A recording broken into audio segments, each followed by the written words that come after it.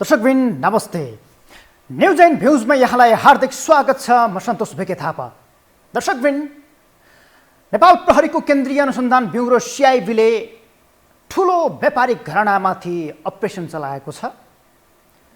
अरबपति विनोद चौधरीका भाइ अरुण चौधरीलाई बाँसबारी छाला तथा जुत्ता उद्योग कारखानाको जग्गा, सरकारी जग्गा निजीकरण गरेको आरोपमा आज पक्राउ गरेको छ। यो अहिलेको विषय होइन, आजभन्दा झन्डै 30-40 वर्ष अगाडिको एउटा विषय थियो। त्यति बेलादेखि सरकारी जग्गा निजीकरण गर्नका लागि चौधरी समूहले जुन खालको तिग्दम गरेको थियो र उसले सरकारी सम्पत्ति आफ्नो नाममा ल्याएर अहिले त्यहाँ स्कुल सञ्चालन गरिरहेको थियो, त्यो विषयमा अनुसन्धान गर्दै जाँदा केही तथ्य र प्रमाणहरू भेटिएपछि सरकारी सम्पत्ति हडप्ने चौधरी समूहका सिजी होल्डिङ्सका अध्यक्ष अरुण चौधरीलाई केन्द्रीय अनुसन्धान ब्युरो सिआइबीको टिमले पक्राउ गरी आज हिरासत पठाएको छ र जिल्ला अदालत काठमाडौँबाट 4 दिनको समय लिएर अनुसन्धान गर्नका लागि उसले अनुमति पाएको छ। तर चौधरी समूहका अरुण चौधरीको अर्को नाटक मञ्चन यहाँनिर भइरहेको छ। उनी पक्राउ पर्न बित्तिकै हिरासत पठाउनका लागि अदालतले अनुमति दिएको थियो, तर यति बेला उनी अस्पताल भर्ना भएका छन्। काठमाडौँको चिराहिउँ अस्पतालमा उनी भर्ना भएका छन् र उनीसँगै पक्राउ परेका तत्कालीन बाँसबारी छाला जुत्ता उद्योगका कार्यकारी प्रमुखलाई समेत यति बेला चाहिँ सिआइबीले पक्राउ गरेको थियो, तर उनी पनि अस्पताल भर्ना भएका छन्। यो निकै ठुलो विषय हो। एउटा देशको प्रमुख व्यापारिक घराना र त्यो सँगसँगै सरकारी सेटिङ मिलाउनका लागि तत्कालीन त्यो कार्यालयका प्रमुख, बाँसबारी छाला जुत्ता उद्योगका प्रमुख यति बेला चाहिँ अजित नारायण सिंह थापा चाहिँ पक्राउ परेका थिए, तर त्यो पक्राउ परेका पात्रहरू यति बेला चाहिँ अस्पताल भर्ना भएका छन्। यसलाई एउटा नाटकका रूपमा मात्रै बुझ्न सकिन्छ भनेर आम रूपमा टिका टिप्पणी भइरहेका छन्। भलै उनीहरूको प्रेसर बढेको, दम बढेको भन्ने खालको विषयसँग सार्वजनिक भएको छ। पक्कै पनि सरकारी जग्गालाई आफ्नो निजीकरण गरेर कसैले साम्राज्य खडा गरी व्यापारिक प्रयोजनका लागि प्रयोग गरिरहेको छ र त्यसलाई हडप्ने, सरकारी सम्पत्ति खाने काम गरिरहेको छ भने त्यस्ता पात्रहरूलाई कठघरामा उभ्याएर कानुनी कारबाहीको डण्ड चलाउँदाखेरि दम, प्रेसर यसै पनि बढिहाल्छ। अहिले अरुण चौधरीका हकमा पनि त्यस्तै भएको हुनसक्छ र उनी हिरासत बस्ने डरमा अस्पताल चलान भएका छन्, अस्पतालमा भर्ना भएका छन्।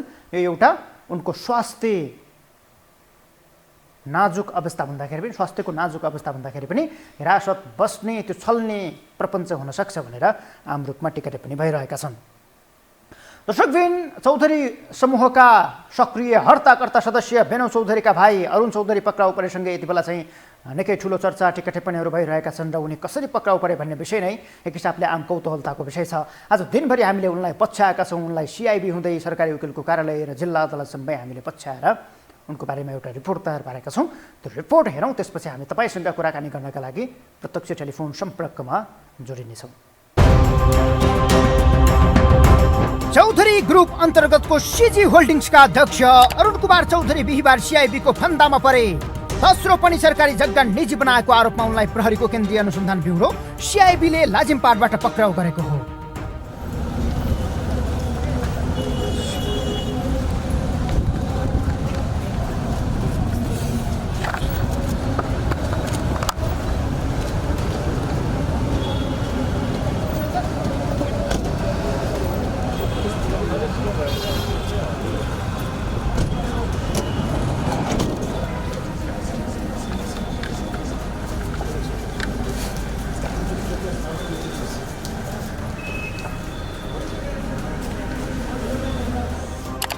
प्रहरीको पन्जामा परेपछि अनुहार समेत लुकाएका अरुणलाई सिआइबीले सरकारी वकिल हुँदै जिल्ला अदालत काठमाडौँमा उपस्थित गरायो। बाँसबारी छाला जुत्ता कारखानाको जग्गा हडपेको आरोप महँगो परेपछि अरुणसँगै तत्कालीन कार्यकारी प्रमुख अजित नारायण सिंह थापा समेत पक्राउ परेका छन्।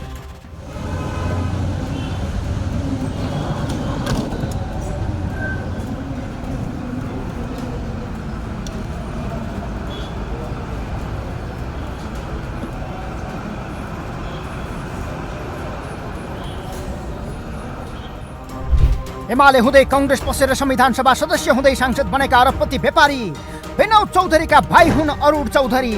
विनोद चौधरी नेतृत्वको सिजी ग्रुपले बाँसबारी छाला तथा जुत्ता कारखानाको 10 रोपनी जग्गा आफ्नो नाममा बनाएर चाँदबाग स्कुल चलाइरहेको थियो। यो 10 रोपनी सरकारी जग्गा अहिले सिजी चाँदबाग रेसिडेन्सी प्रणालीको नाममा छ। चाँदबाग स्कुल अरुणले यही कम्पनीबाट चलाइरहेका छन्। अरुण सदस्य रहेको यो कम्पनीको अध्यक्ष सञ्जय ठाकुर छन्, जो अरुण अध्यक्ष रहेको सिजी होल्डिङ्सका महाप्रबन्धक हुन्। विभिन्न कालखण्डमा दरबारदेखि प्रधानमन्त्री हुँदै मन्त्री र कर्मचारीसम्मलाई मिलाएर सरकारी सम्पत्ति कब्जा गरेको आरोपमा बलियो तथ्य समेत भेट्टाएपछि बिहिबार सिआइबीले पक्राउ गरेको हो। उनीहरूलाई 4 दिन थुनामा राखेर अनुसन्धान गर्न जिल्ला अदालतले अनुमति दिएको छ। यति बेला चाहिँ अरुण चौधरीको गाडीलाई हामीले अगाडि पुरा गरिरहेका छौँ र यति बेला चाहिँ अरुण चौधरीलाई जिल्ला अदालत काठमाडौँमा उपस्थित गराइरहेको छ सिआइबीले। सरकारी वकिलको कार्यालयमा गएर त्यसपछि अहिले चाहिँ जिल्ला अदालत काठमाडौँमा चाहिँ लिँदैछ। यो पक्कै पनि म्याद थपका लागि हो र अरुण चौधरीले अब कति दिनसम्म म्याद थप्ने र त्यसपछि उनलाई थुनामा राखेर अनुसन्धान गर्ने भन्ने विषयमा चाहिँ यसरी चाहिँ पक्राउ गरेर अहिले चाहिँ जिल्ला अदालतमा उपस्थित गराउँदैछ। 2020 सालमा चीन सरकारको अनुदान सहयोगमा स्थापित यो कारखाना त्यस बेलाको उद्देश्य अनुसार चलेको भए सम्भवतः यति बेला देशकै गौरव गर्न लायक उद्योग बनेको हुन्थ्यो। तर 60 वर्ष पाको उद्योग राजनैतिक चलखेलका कारण बन्द भएर व्यक्तिको कब्जामा परि कमाइ खाने भाँडो बन्यो। यो विषयमा 15 महिना अघि अख्तियारले अनुसन्धान सुरु गरेको थियो, तर अख्तियार रोकिँदा अनुसन्धान अघि बढेन। 3 महिनादेखि अनुसन्धान थालेको सिआइबीले भने बिहिबार पक्राउ गरेको हो। अब अरुणसँगै विनोद चौधरीलाई समेत अनुसन्धानको दायरामा ल्याउने तयारी सिआइबीले गरेको छ। विनोद चौधरीका नाममा पक्राउ पूर्ति समेत जारी भएको विषय सार्वजनिक भए पनि पुष्टि हुन सकेको छैन। तर सिआइबीको नेतृत्वमा रहेको एआइजी किरण भद्राचार्यले ठुलै आँट देखाएर चौधरी ग्रुपलाई कारबाहीको दायरामा ल्याउने ताकत गरेकी छिन्। सम्भवतः राजनैतिक नेतृत्वको दबाव नपर्दा चौधरी समूहले निलेको 10 रोपनी जग्गा फिर्ता हुनेछ। तर अहिलेदेखि राष्ट्रपति कार्यालयदेखि राजनैतिक संयन्त्र सशङ्कित बन्दै परिचालित भएको विषयले कारबाही हुने विषयमा शङ्का उत्पन्न भएको छ। अरुण र अजितमान पक्राउ पर्ने बित्तिकै राष्ट्रपतिका राजनैतिक सल्लाहकार सुनिल थापा सिआइबीमै पुगेर दबाब दिएको विषय सार्वजनिक भएको छ। यो हो टेलिभिजनका लागि सन्तोष भेके थापा, काठमाडौँ।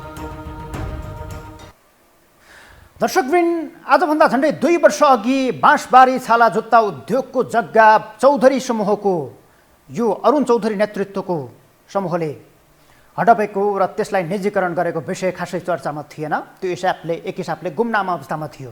तर जति बेला यो सार्वजनिक मिडियामा एउटा समाचारको विषय बन्यो र केही पत्रकारहरूले यसलाई खोतल्न थाले, त्यसपछि चौधरीको यो कालो करतुत बाहिर आउन थालेको थियो।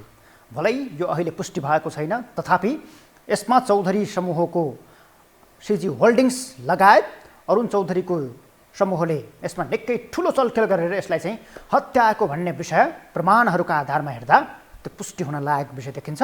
अब यसलाई सरकारी जग्गा जुन हिसाबले निजीकरण गरिएको थियो त्यो फिर्ता हुन्छ भन्ने विश्वास त एकातर्फ छ नै। अब यस्ता पात्रहरूलाई कानुनी कठघरामा कुन हिसाबले सरकारले ल्याउँछ भन्ने विषय प्रमुख हो। उसलाई चाहिँ कारबाही गर्छ कि गर्दैन। अब अरुण त पक्राउ परे। अरुणलाई देखाएर आफूले भोग चलन गर्दै आएका विनोद चौधरी नेपालको अरबपति, एकमात्र अरबपति, तर सरकारी जग्गा हडप्ने यस्ता पात्रहरूलाई कानुनी कठघरामा ल्याउँछ कि ल्याउँदैन सरकारले भन्ने विषय प्रधान बनेको छ। तर 15 महिना अघि अनुसन्धान सुरु गरेको अख्तियार एकाएक योबाट पछि हटेको थियो। उसले अनुसन्धान रोकेको थियो। अख्तियार जस्तो विश्वासिलो निकायले, राज्यको संयन्त्रले चौधरी ग्रुपमाथिको अनुसन्धानलाई एकाएक रोक्दाखेरि निकै ठुलो प्रश्न उठेको थियो। तर अहिले सिआइबीले त्यसलाई आक्रामक ढङ्गले अगाडि बढाएर यस्ता पात्रलाई पक्राउने गरेको छ। आखिर यो कसरी निजीकरण भयो र यसभित्र चौधरी समूहले कसरी खेलिरहेको थियो भन्ने छोटो अंश म तपाईँलाई बुझाउने कोसिस गर्दैछु। किनकि यो त सरकारी सम्पत्ति हो। सरकारले बाँसबारी छाला जुत्ता उद्योग कारखाना चलाइरहेको थियो, त्यहाँबाट जुत्ता चप्पलहरू पनि उत्पादन भइरहेका थिए। तर एकाएक यो कसरी बन्द हुन पुग्यो र कसरी यो चाहिँ चौधरी समूहको पन्जामा पर्यो भन्ने विषय समेत म छोटोमा तपाईँलाई बुझाउने प्रयास गर्नेछु। दर्शकबिन, जब बाँसबारी छाला जुत्ता उद्योग सञ्चालनमा थियो त्यति बेला चाहिँ एकपछि अर्को गरी त्यो उद्योग घाटामा रहेको देखाइयो। अर्थ मन्त्रालयको प्रतिवेदन रिपोर्टहरूले प्रत्येक पटक त्यसलाई घाटामा गइरहेको छ, यसबाट नाफा छैन भन्दै त्यो प्रतिवेदन र रिपोर्टहरू देखाइरहन्थ्यो। त्यति बेलै प्रवेश भयो चौधरी समूहका अध्यक्ष विनोद चौधरीको। विनोद चौधरी 2043 सालमा उनी राजदरबारसँग नजिक थिए। त्यसमध्ये पनि धीरेन्द्रसँग, अधिराज कुमार धीरेन्द्रसँग उनको हिमचिम, उनको सान्निध्यता निकै निकट थियो। त्यो अवस्थामा चौधरीले दरबारबाटै यो जग्गा हटप्नका लागि खेलिरहेका थिए। जब 2043 सालमा तत्कालीन यो बाँसबारी छाला जुत्ता उद्योगको कार्यकारी प्रमुख थिए अजित नारायण सिंह थापा, तिनले दर्ता नै नभइसकेको च्याम्पियन फुटवेयरलाई वार्षिक 10 लाख जुत्ता उत्पादन गर्ने शर्तमा कारखानाको नाममा रहेको सरकारी जग्गा नामसारी गरिदिने निर्णय गराए। यहाँनिर अजित नारायण सिंहको भूमिका निकै अहम देखियो, जसले सरकारी सम्पत्ति व्यक्तिको नाममा जान भूमिका खेलेको छ। त्यसपछि 2044 सालमा 2 पटक गरेर कारखानाले 10 रोपनी मध्ये पहिला 6 रोपनी र त्यसपछि 4 रोपनी जग्गा च्याम्पियन फुटवेयरलाई नामसारी गरिदियो। तर सम्झौता अनुसार चौधरी ग्रुपले जुत्ता उत्पादनलाई निरन्तरता दिएन, या त उसले जुत्ता उत्पादन गरेर अब फाइदा छैन, यो त उनीहरूको बाहिर देखाउने दाँत मात्रै थियो, यो भित्रको रहस्य अर्कै थियो। त्यो हिसाबले चौधरी ग्रुप चल्दै गयो र त्यही जुन आकलन पहिला थियो त्यो आकलन यहाँनिर सफल भएको देखिन्छ। 3 वर्षमै उसले जुत्ता उत्पादन बन्द गर्यो। 2043 सालमा लिएको उसले यहाँनिर 3 वर्षमै उत्पादन बन्द गर्यो। 44 सालबाट उसले चाहिँ उत्पादन सुरु गरेको थियो। अब यता 2049 सालमा सरकारले धेरै संस्थानलाई निजीकरण गरेको थियो। त्यसमध्येको एउटा निजीकरण हुने मध्येको संस्था यो बाँसबारी छाला जुत्ता उद्योग पनि थियो। निजीकरण गर्दा सरकारले यो 10 रोपनी बाहेक अरू जग्गा जुन बाँसबारी छाला उद्योगको छाला जुत्ता कारखानाको 10 रोपनी जग्गा थियो त्यो बाहेकको अरू चाहिँ शहीद गङ्गालाल राष्ट्रिय हृदयरोग केन्द्र, नेपाल मेडिकल काउन्सिल र नर्सिङ काउन्सिललाई दियो। 10 रोपनी पनि सरकारको नाममा आउने कुरा थियो। त्यसका लागि यहाँ सञ्चालन भएको फुटवेयरको नाममा रहेको 2500 किता सेयर सरकारका नाममा आउने निर्णय पनि गरिएको थियो। तर 2051 सालमा अरुण चौधरीले मात्र 36,000 मा यो आफ्नो नाममा गर्न सफल भए। कसरी, कुन प्रक्रियाबाट त्यो अहिलेसम्म खुलेको छैन, तर उनले 36,000 मा 10 रोपनी जग्गा आफ्नो नाममा ल्याए र त्यसैलाई उनले अहिले सिजी चाँदबाग रेसिडेन्सीका नाममा चाहिँ सञ्चालन गरिरहेका छन् र त्यहाँ स्कुल बनाएर उनले अहिले पैसा कमाउने एउटा बाटो समाएका छन् र त्यहाँ व्यापारीकरण उनले गरिरहेका छन्। स्कुल चलिरहेको छ त्यहाँ चाँदबाग स्कुल भनेर अहिले चाहिँ चलिरहेको छ। सरकारी जग्गालाई निजी बनाउन अरुण यसरी सफल भएका थिए र अहिले त्यहाँ स्कुल चलाइसकेपछि उनले यो जुत्ता उत्पादनको एउटा इतिहास नै नामेट बनाउने काम गरेका छन्, जुन 35 वर्षभन्दा बढी भएको छ र अहिले उनको त्यो त्यति बेलाको करतुत अहिले चाहिँ सामने आएको छ र त्यो करतुतको सजाय भोग्न यति बेला उनी पक्राउ परेका छन्। भलै अब यो अनुसन्धानको विषय कसरी अगाडि बढ्छ, अनुसन्धानमा सरकारले चाहिँ उनीहरूलाई चाहिँ अझै अनुसन्धानको दायरामा ल्याउँछ कि ल्याउँदैन, यसमा अरुण मात्रै हुन् कि अरू पनि जोडिएका छन्, या त अरुणका दाइ विनोद पनि यसमा जोडिएका छन्, त्यो विषय समेत खोजी र अनुसन्धानको विषय पक्कै छ। अब सिआइबीले यसलाई कसरी लिन्छ र सरकारले यसमा कस्तो खालको भूमिका खेल्छ, प्रधानमन्त्री पुष्पकमल दाहाल प्रचण्ड, काङ्ग्रेसका सांसद र समेत रहेका विनोद चौधरीलाई कारबाही गर्नका लागि कुन तहसम्म उत्रिन सक्छन् र यसमा काङ्ग्रेस सभापति शेरबहादुर देउबाको भूमिका के हुन्छ, उनी विनोदलाई बचाउनका लागि, विनोदका भाइ अरुणलाई बचाउनका लागि जुन खालको भूमिका खेल्न सक्छन् भन्ने सम्भावना छ, त्यसमा उनको भूमिका कस्तो हुन्छ, भलै आरजु राणाको भूमिका त्यसमा कस्तो हुन्छ र प्रधानमन्त्री पुष्पकमल दाहाल प्रचण्ड र गृहमन्त्री नारायण काजी श्रेष्ठलाई कस्तो भूमिका खेल्छन् भन्ने विषय नै यति बेला चाहिँ शङ्काको घेरामा छ। दर्शकबिन, यो विषय हामीले तपाईँका बीचमा यति बेला राख्यौँ। तर अरुण चौधरीलाई पक्राउ गरिसकेपछि यता फेरि उद्योगी व्यवसायीहरू आक्रोशित बनेका छन्। उनीहरूले अरुण चौधरीलाई पक्राउ गर्नुपर्ने विषय यसरी हठातमा पक्राउ गरेर हाम्रो मनोबल गिराउने काम भयो, हामीमाथि हस्तक्षेप गर्ने काम भयो भनेर उनीहरूले उल्टै यता असन्तुष्टि जाहेर गरिरहेका छन्। उनीहरू रिसाइरहेका छन्। नेपाल उद्योग वाणिज्य महासङ्घले समेत यो पक्राउ, अरुण चौधरीको पक्राउलाई आफूले घोर भत्सना गर्ने भनेर यति बेला चाहिँ विज्ञप्ति नै सार्वजनिक गरेको छ।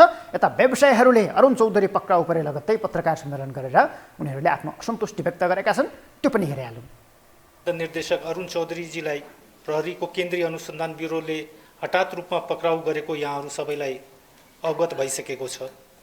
यो पक्राउ अघि न प्रहरीले कुनै सूचना दिएको थियो, न त अनुसन्धानको लागि बोलाएको नै थियो।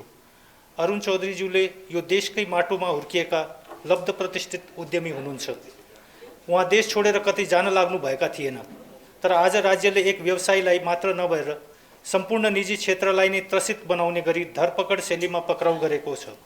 यसप्रति निजी क्षेत्रको घोर आपत्ति छ। यसले सम्पूर्ण औद्योगिक व्यवसायीको मानमर्दन भएको हामीले महसुस गरेका छौँ। दर्शकबिन, अचम्मको खेल छ यो देशमा। कुनै नेता कुनै भ्रष्टाचार काण्डमा जोडिँदा उसलाई अनुसन्धानको दायरामा ल्याइन्छ राजनैतिक दलहरू असन्तुष्ट बन्छन्, रिसाउँछन्, राजनैतिक दलको नेतालाई चाहिँ कारबाहीको प्रक्रियामा ल्याउने भनेर उनीहरूले असन्तुष्टि व्यक्त गर्छन्। एउटा व्यापारीलाई कुनै भ्रष्टाचार, कुनै हिनामिना, कुनै तस्करीमा पक्राउ गरिएको खण्डमा उद्योगीहरू फेरि एकजुट हुन्छन् र उनीहरूको बचाउ गर्छन्। यो चाहिँ उद्योगीहरूको चाहिँ मनोबल गिराउने काम भयो, लगानीको वातावरणलाई चाहिँ बिथोल्ने काम भयो भन्दै चाहिँ उनीहरूले असन्तुष्टि व्यक्त गर्ने गरेका छन्। यस्तै हुँदै गयो भने एउटा भ्रष्टाचारी, एउटा चाहिँ आरोपीले अनुसन्धानको दायरामा आएर कारबाही गर्ने खालको वातावरण कहिले बन्छ र कसरी बन्छ भन्ने प्रश्न नै यति बेला चाहिँ व्यापक बनेको छ। अब योभन्दा अगाडि एनसेल प्रकरण आएको थियो। प्रधानमन्त्री पुष्पकमल दाहाल प्रचण्डकी छोरी गङ्गा दाहालको नाम आइसकेपछि उनले यो व्यवस्थामाथि नै प्रहार भयो, बिचरी गङ्गालाई पनि कसैले प्रश्न उठाउने भन्ने खालको कुरा गरेका थिए। अब अहिले अरुण चौधरी पक्राउ परिसकेपछि फेरि व्यापारीहरूले चाहिँ त्यही ढङ्गबाट कुराहरू गरिरहेका छन् भनेपछि कुनै पनि व्यक्तिलाई, कुनै संस्थासँग, कुनै राजनैतिक दलसँग, कुनै सङ्घ सङ्गठनमा आबद्ध भएको व्यक्तिलाई यति बेला चाहिँ अनुसन्धानको दायरामै ल्याउन नसक्ने, उसलाई कारबाही नै गर्न नसक्ने खालको अवस्था यो राजनैतिक चौतर्फी जेलिएको राजनैतिक जालोले त्यो खालको अवस्था बनेको छ। यति बेला आफ्नो विचार व्यक्त गर्नका लागि हाम्रो टेलिफोन सम्पर्कमा कोही हुनुहुन्छ। नमस्ते, स्वागत छ यहाँलाई। दर्शकवृन्द, यति बेला चाहिँ हाम्रो टेलिफोन सम्पर्कमा सम्भवतः कोही जोडिनु भएको छ। उहाँसँग पनि हामीले कुराकानी र उहाँको विचार बुझ्ने कोसिस गर्नेछौँ। मूलतः व्यापारी अरुण चौधरीको पक्राउ प्रकरणपछि सार्वजनिक भएका र आम विरोधमा छाएका विषयहरूमा तपाईँको विचार के छ? अब साँच्चीकै सरकारले यसमा जोडिएका पात्रहरूलाई अनुसन्धानको दायरामा ल्याएर सरकारी सम्पत्ति फिर्ता गर्न सफल होला त भन्ने विषय नै यति बेला चाहिँ प्रमुख रहेको छ र यो विषयमा हामीले तपाईँको विचार बुझ्ने कोसिस गरिरहेका छौँ। नमस्ते, स्वागत छ यहाँलाई। नमस्ते। नमस्कार, हजुर को बोल्दै हुनुहुन्छ, कहाँबाट? नमस्कार, म बनस्थलीबाट नेत्रबहादुर बस्नेत। नेत्रजी, के भन्नुहुन्छ? अब तपाईँको विचार के छ? आज 2-3वटा अलिकति लामो हुन्छ कि धैर्य गरिदिनु होला। अलिकति सर्टकटमा यस्ता चौधरी त नि हजारौं छन्। अब यिनीहरूलाई सिआइबीले त पक्रियो, उहाँहरूलाई बधाई शुभकामना दिन चाहन्छु। तर अहिले पक्रेर देखावटी मात्रै गरेर भोलि चोख्याउनु हुँदैन। यो राष्ट्र राणा शाहले जोगाइदिएको सम्पत्ति लुटेर खाने लुटेराको ग्याङ धेरै ठुलो ग्याङ छ। यिनीहरू सबैलाई पक्रिनु पर्छ, सबैलाई कारबाही गर्नुपर्छ र यो सम्पत्ति सबै फुतेर राष्ट्रियकरण गर्नुपर्छ। यो राष्ट्रको सम्पत्ति हो। यो व्यक्तिले रजाइ गरेका छन्। रातारात हिजो 46 सालका हात्तीछाप चप्पलेहरू अहिले अरबौं खरबौं पति बनेका छन्।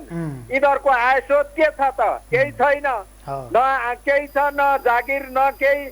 अनि यो राष्ट्रलाई, गरिब जनतालाई लुटेर यिनीहरू अरबौं खरबौं पति कसरी बने? अनि त्यो राणा शाहले खोलिदिएका उद्योग कल कारखाना मासेर खाने यी भन्दा ठुला अपराधी संसारमा कहीँ पनि कोही पनि हुँदैन। एउटा युवा वर्गलाई रोजगारी दिनुपर्नेमा अहिले युवा वर्गलाई 70-80 लाखलाई विदेशभरि संसारभरि दासी बनाइदिएको छ।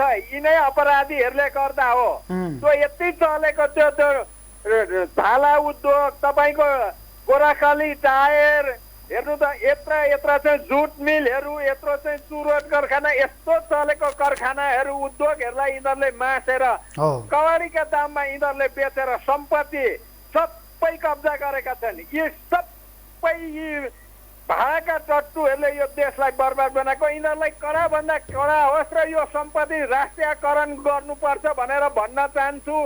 र तपाईँको एउटा अहिले नेपाललाई यो काङ्ग्रेस माओवादीले नेपाललाई बुझाउँदैछन्। किन बुझाउँदैछन् भन्दा यो 4वटा एयरपोर्ट विदेशीलाई, इन्डियालाई बुझाएपछि नेपाल बुझाए भनेर जान्नु पर्यो तपाईँहरू। प्रत्येक युवा, तपाईँहरू मिडियालाई मेरो अपिल छ, संसारभरि छरिएर बसेका दाजुभाइ दिदी बहिनीले आधीबेरी ल्याउनु पर्यो। यिनीहरू यी राष्ट्रघाती हुन्, नेपाललाई बेच्दैछन्। किन? यदि चलाउन सकिँदैन थियो भने राजालाई जिम्मा दिए भइहाल्यो। विदेशीलाई गरेर विदेशी किन भित्र्याउँदैछन्? त्यसले गर्दा मेरो बडो आपत्ति छ। हस्, धन्यवाद यहाँलाई आफ्नो विचारका लागि। धन्यवाद, नमस्कार। उहाँले आफ्नो विचार व्यक्त गरेर गइसक्नु भएको छ। तपाईँलाई पनि आफ्नो विचार व्यक्त गर्न मन छ भने हाम्रो स्टुडियोको टेलिफोन नम्बरमा जुन हामीले स्क्रिनमा देखाएका छौँ त्यो नम्बरमा तपाईँले फोन गर्न सक्नुहुन्छ र आफ्नो विचार व्यक्त गर्न सक्नुहुन्छ।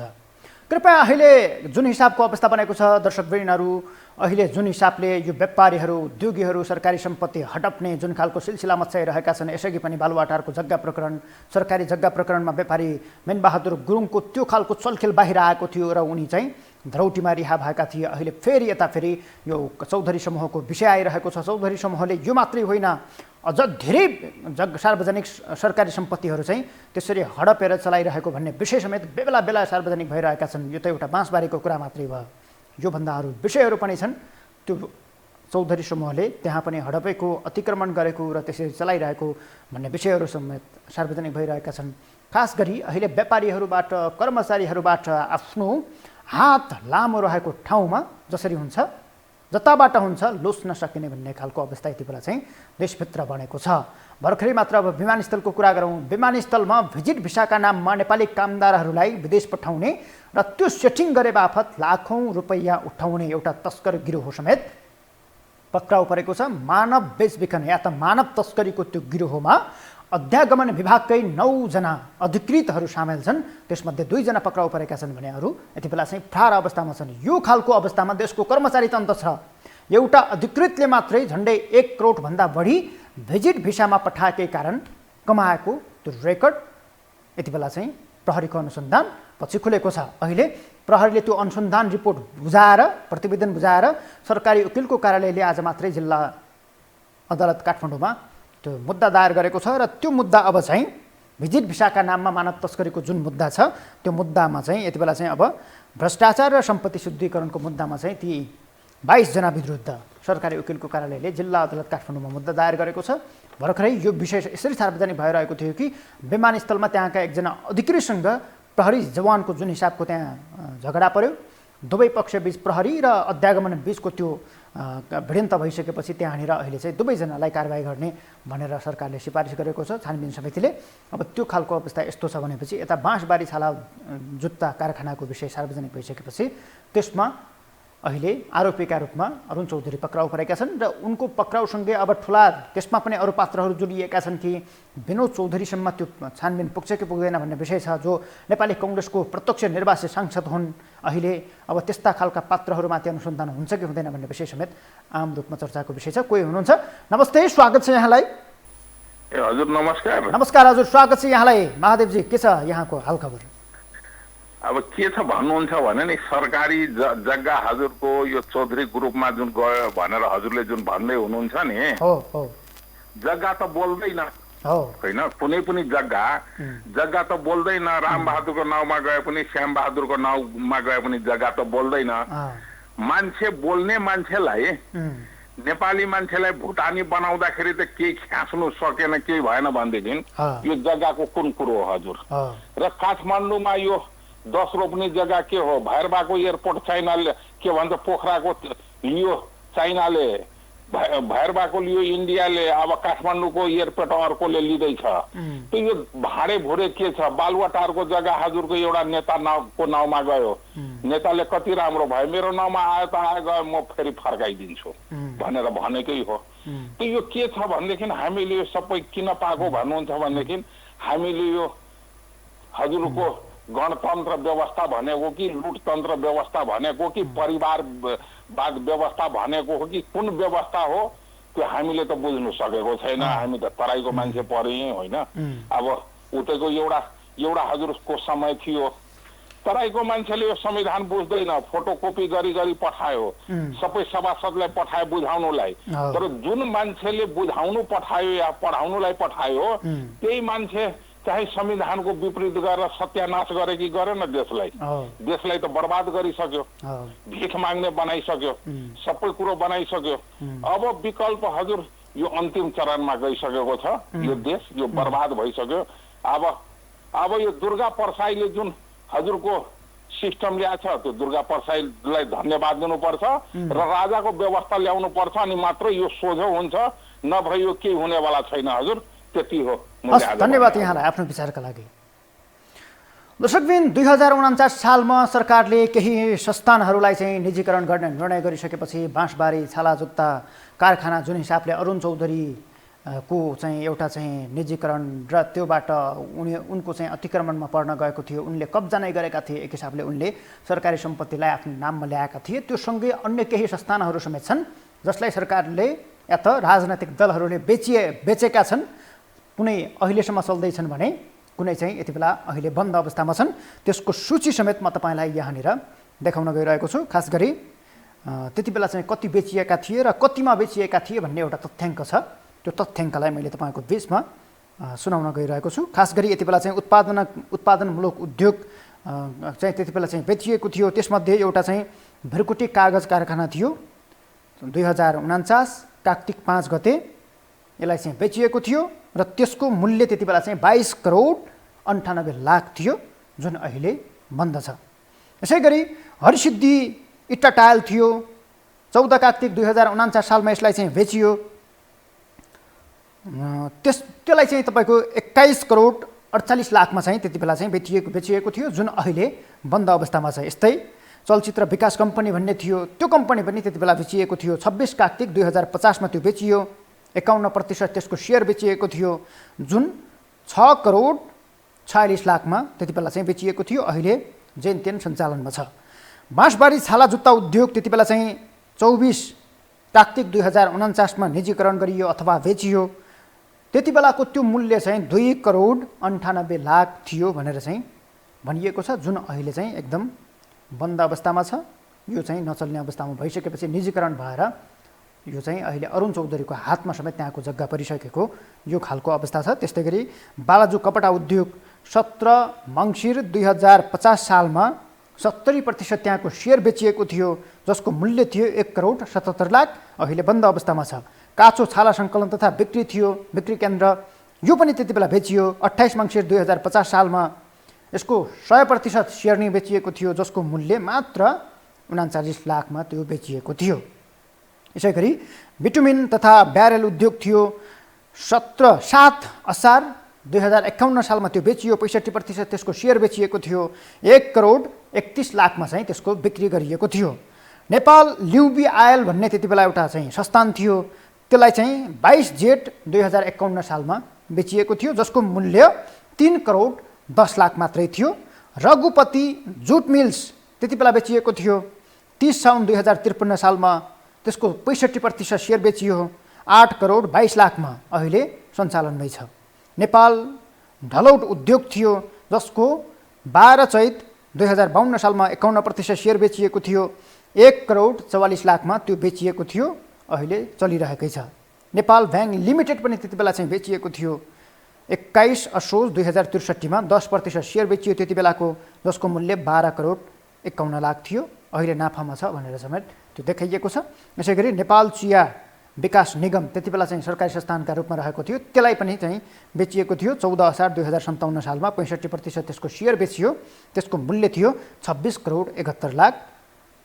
त्यसै गरी दूरसञ्चार कम्पनी समेत त्यति बेला चाहिँ सरकारी संस्थान थियो र त्यसलाई पनि बेचियो र त्यसको चाहिँ 4 अर्ब 26 करोड त्यति बेलाको मूल्य थियो, 8.53% सेयर त्यति बेला बेचिएको थियो। र बुटोल पावर कम्पनी भन्ने त्यति बेला बेचियो, 19 पुस 2059 सालमा त्यसको मूल्य 87 करोड 42 लाख थियो, अहिले त्यो कम्पनी चलिरहेको छ, नाफामा छ। र यसै गरी भक्तपुर इटा तथा टायल त्यति बेला चाहिँ बेचियो 22 पुस 2060 सालमा र त्यसको 1 करोड 45 लाख रुपैयाँ चाहिँ त्यो कम्पनीको मूल्य थियो। भनेपछि सरकारी संस्थानहरू, विभिन्न खालका सरकारी संस्थानहरू त्यति बेला चाहिँ धमाधम रूपमा बेचियो र अहिले चाहिँ त्यो कति व्यक्तिको कब्जामा छन्, कति चाहिँ निजी क्षेत्रले चाहिँ त्यसमा एउटा व्यापार गरिरहेका छन् र उनीहरूले मनज्ञ कमाइरहेका छन्, तर त्यसबापत सरकारलाई आउनुपर्ने दायित्व समेत एकदम निकै कमजोर छ। यो खालको अवस्थाबाट यति बेला देश गुज्रिरहेको छ। त्यसमध्येकै बाँसबारी छाला तथा जुत्ता कारखानाको सम्पत्ति जग्गा हडपेको आरोपमा आज चाहिँ अरुण चौधरी पक्राउ परेका छन्। कोही हुनुहुन्छ? नमस्ते, स्वागत छ यहाँलाई। दर्शकवृन्द, यति बेला चाहिँ कोही आफ्नो विचार व्यक्त गर्नका लागि हाम्रो टेलिफोन सम्पर्कमा जोडिनु भएको छ। हामीले खास गरी अरुण चौधरीको विषयमा चाहिँ कुराकानी गरिरहेका छौँ। अब उनी पछिको अनुसन्धान कहाँ पुग्छ भन्ने विषयमै हाम्रो चासो छ र हामीले त्यो अनुसारको धारणा बुझ्ने कोसिस समेत गरिरहेका छौँ। नमस्ते, स्वागत छ यहाँलाई। हेलो, नमस्कार हजुर, को बोल्दै हुनुहुन्छ? नमस्कार हजुर, म यहाँ बालुटारबाट किशोर घिमिरे। हजुर, के चाहिँ यहाँको विचार, आफ्नो विचार व्यक्त गर्न सक्नुहुन्छ कृपया? अब अब यस्तो छ हजुर, अब के छ प्रचण्डज्यूले यसभन्दा अगाडि पनि धेरै फाइलहरू खोल्नु भएको थियो होइन, तर जुन हिसाबले हामीले चाहिँ देखिन आएको थियो कि केही गर्नुहुन्छ कि जस्तो लागेको थियो। अब भुटानी शरणार्थीको उनी फाइल खोले कहाँ पुग्यो, अहिले के अरुण चौधरी त एउटा पात्र मात्रै हुन्, यिनीहरू फाइल खोलेको छैन, अब त्यो कहाँ पुग्छन्। अब हामीले उहाँले धेरै गर्नुभयो, राम्रो गर्नुभयो भने प्रत्याहार गर्ने आधार के त, उहाँले कुन चाहिँ फाइलको उहाँले क्लोजिङ गर्नुभएको छ, कुन चाहिँ फाइल खोलेर त्यसको चाहिँ एउटा निर्कुल गराएर त्यसका अपराधीहरूलाई जेल चलान गरेको त कुनै पनि देखिँदैन होइन। अब यसमा पनि हामीलाई कस्तो लाग्छ, हाम्रो देशको प्रधानमन्त्रीको कुनै एउटा आफ्नो केही स्वार्थ हो कि अब भोलिमा आउन सक्दैन, यही बेलामा नै चाहिँ सबैलाई टर्छौँ, अलिकति आफ्नो केही दुनो सोझो गरौँ भन्ने हो कि जस्तो कता कता हामीलाई लाग्छ। भनेको त्यो अनुसन्धानमा विश्वास गर्न सक्ने आधार छैन हजुर। अब उहाँको यसभन्दा अगाडिका थुप्रै फाइलहरू खोले नि, त्यसको त निर्कुल कुनै पनि भएको छैन। किन? मुख्य प्रश्न यहाँनिर चाहिँ किन फाइल खोल्नु भयो, उहाँको हामीले जय जयकार गर्नलाई तयार छौँ, तर त्यो फाइलको निर्कुल किन हुँदैन, किन त्यो के भन्छ मुद्दा अदालतमा जाँदैन, किन त्यसको फैसला हुँदैन, किन दोषी उप कारवाही हुँदैन, किन तिनीहरू जेल जाँदैनन्, मुख्य कुरा यहाँनिर छ। हस्, धन्यवाद आफ्नो विचारका लागि। के छ दर्शकबिन, अहिले जुन हिसाबले चाहिँ पछिल्लो समय पुष्पकमल दाहाल प्रचण्ड नेतृत्वको सरकार बनिसकेपछि ठुला ठुला भ्रष्टाचार काण्डहरूका फाइलहरू खोलिए, कति काण्डहरूको फाइल खोल्छु भन्दै प्रधानमन्त्री पुष्पकमल दाहाल प्रचण्डले तर्साइरहे। गृहमन्त्री नारायण काजी श्रेष्ठले अब यो कोड त्यो टार कुनै पनि पात्र त्यसमा जोडिन्छ भने त्यसलाई छोड्दिन भनेर पूर्व घोषणा गरेका छन्। तर कारबाही प्रक्रियामा पुग्दाखेरि या त त्यो अनुसन्धान टुङ्गोमा पुग्दाखेरि ती खालका पात्रहरू कारबाहीको दायरामा आएका छैनन्। नक्कली भुटानी शरणार्थी प्रकरणको कुरा गर्दाखेरि नेपाली कांग्रेसका केन्द्रीय सदस्य पूर्व गृहमन्त्री बालकृष्ण खाँड पक्राउ परेका थिए, तर उनलाई अनुसन्धान गर्दा गर्दै बीचमै छोडियो। भलै त्यो अदालतले उनलाई चाहिँ उन्मुक्ति दिने काम गर्यो।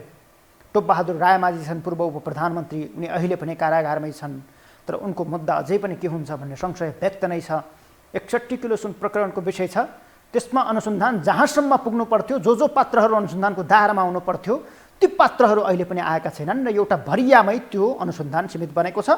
गृहमन्त्री नारायण काजी श्रेष्ठको निकट रहेका केही कर्मचारीहरू, उच्चपदस्थ कर्मचारीहरू र उनीसँगै नाम जोडिएका माओवादी केन्द्रका नेताहरू र त्योसँग निकट व्यक्तिहरू समेत अनुसन्धानको दायरामा आएका छैनन् भनेर चौतर्फी रूपमा आलोचना भइसक्दा समेत गृहमन्त्री नारायण काजी श्रेष्ठले त्यो कदम चाल्न सकेनन्।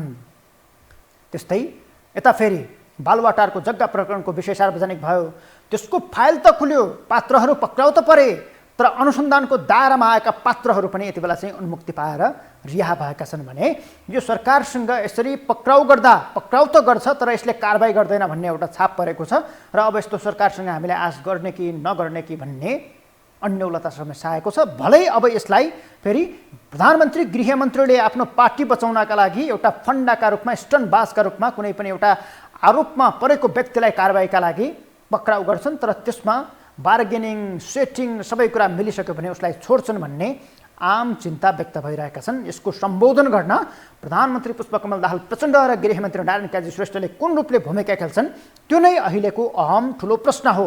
अब फेरि माओवादीसँगै नाम जोडिएका पात्रहरू छन्, जस्तो पक्राउ पूर्जी जारी भएका पछिल्लो समयकै एउटा प्रकरणलाई लिने हो भने माओवादी निकट अखिल क्रान्तिकारीका अध्यक्ष पञ्चा सिंहलाई अदालतले पक्राउ गर्नका लागि पूर्जी जारी गरेको छ, तर उनी अहिलेसम्म पक्राउ परेका छैनन्।